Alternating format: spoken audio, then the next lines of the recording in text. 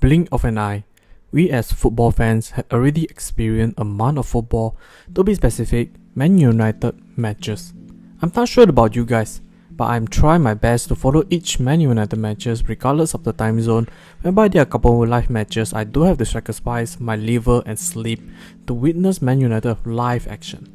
In the meantime, I would occasionally watch some other matches in order to understand how other teams structure their playstyle, form, etc. etc. Getting a little sidetracked.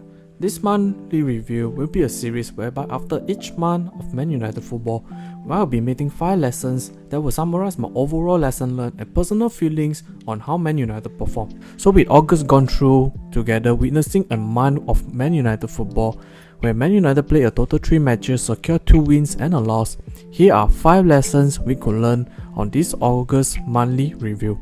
And before we enter into this video, what is up ladies and gentlemen, I'm Marvin, codename CM. Welcome to the Code United channel once again. And if you somehow stumble into this channel and anyways like this kind of content, do please like, share and subscribe to this channel, and due to the fact each of your precious subscription will be a massive motivation for me to upload new content.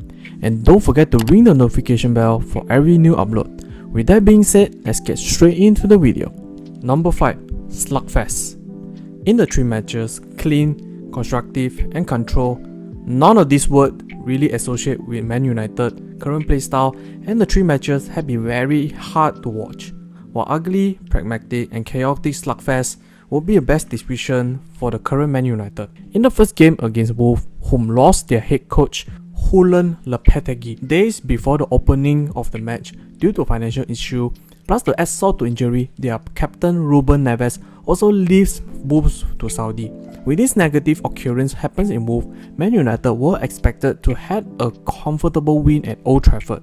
However, under the brilliance of the Wolves star man Matheus Nunes, played Man United out of the park. And the stats really back those up. Wolves had more shots, shot on target and almost a 50-50 in possession. In spite of Wolves outclassed Man United the whole match, one goal helped Man United got out of the hell show, and also the last minute shabby Onana foul that might concede a potential penalty helped Man United got a lucky win. And the whole match Man United looked disoriented, out of shape, lack of understanding in the tactics. On the other hand, Wolves look almost going to score every single time they transition to the Man United defense, and somehow Man United grind out a scrappy win. In the Spurs match, Man United evenly matches in the first half but fall apart in the second half. And against Forest, I almost turned off the match after conceding 2 goals in 5 minutes and managed to stay awake for the comeback, but still have to grind till the end of the matches due to the fact Forest, although had a man sent off, still put a constant pressure on the Man United till the end of the match. These matches really indicate Man United following the tradition, being very poor or shaky in the early season. But shaky is one thing. Slugfest against a lower team will be scary to think about. Number 4. Midfield Problem. The first signing during the summer transfer window of Mason Mount really left Man United fans scratching their heads. Due to a part of Mount had been Mr. Chelsea for a couple of seasons, his profile did not match what Man United desperately needed. As Man United midfield profile needed should be an active, hardworking, physical midfield or a technical deep-lying playmaker to partner alongside Casemiro or to be a backup for the Brazilian. Mount, an attacking midfielder / left winger at times, did not fit either of the profile. Instead, he was more suitable as a more advanced role where was occupied by the Man United bona fide captain Bruno Fernandes. Of course, we believe Eritrea have a plan for Mount, as he had been very fond of the former Chelsea Academy graduate. With many technical breakdowns including mine, we kinda expect Man United will follow suit how Man City uses their midfielder of Gundogan and Kevin Bruyne sit at the half spaces along with the front 3 to be the attacking 5, compress the opponent backline. Man United on paper have the profile to follow suit, utilizing Bruno Fernandes' creative ability on the attacking third and Mount box attacking process.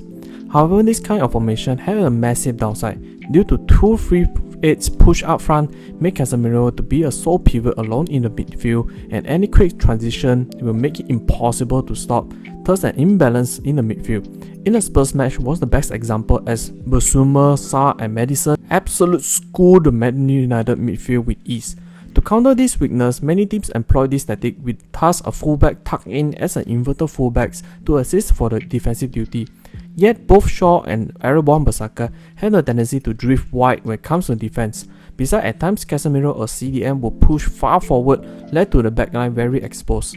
With the departure of Fred, Man United lacked a midfield engine that can tirelessly up and down the pitch, which led to the potential signing of both Amrabat and Gavin Birch.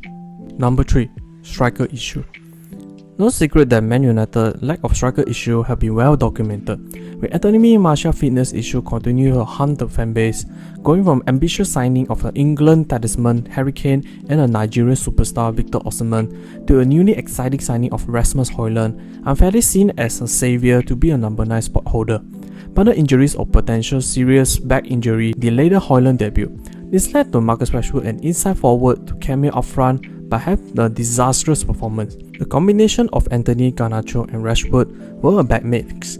Garnacho is still a young exciting player who thrives to run into defenders as a super sub due to lack of physicality and maturity dealing with Premier League defense, while Anthony is yet to still find his footing somehow on his own. For Rashford, a winger, he was deadly, as a centre forward he looks like a fringe player, looked blatantly disinterested in playing that role.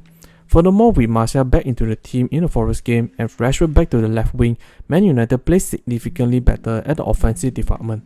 In spite of the Forest game, Man United offense with the lack of focal point looks very rigid, bland and central position phobia. In addition, Man United often been teased a quality strikers dream team, being that their finishing chance have been a very Achilles heel. Man United in the 3 matches had the 3rd highest XG with 7.1 but collected the least goal among the top 5, scoring just 4 goals. Having Bruno Fernandes' chance creating machine but without a quality striker up front will be a miss of the creating effort. Hopefully Højlund can steadily monitoring by Erik ten Hag and Ben McCarthy can be the solving puzzle for the offense of Man United. Number 2. Injury concern and terrible transfer.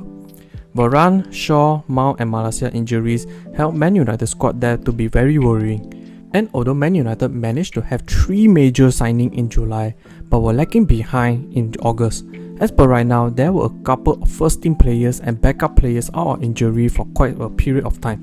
This has been very devastating for Man United, resulted Man United actively or desperately searching for a number of players, but with FFP's restriction, most of the approach have been very frustrating loan deals. Besides, Man United transfer plan have been very poor or rubbish.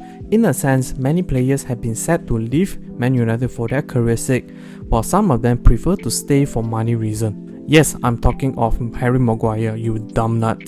The Englishman, under an acceptance of Man United with West Ham 40 million offer, chose to help Man United ransom by forcing Man United to pay up to 15 million because of his downgrade of salary payment. While this issue was caused by the incompetence of the former Man United CEO Ed Woodward, who sent out unnecessary contract and salary offers, but Man United failed to offload Maguire, allowed him to just staying on the bench, training, yet still claim huge salary income.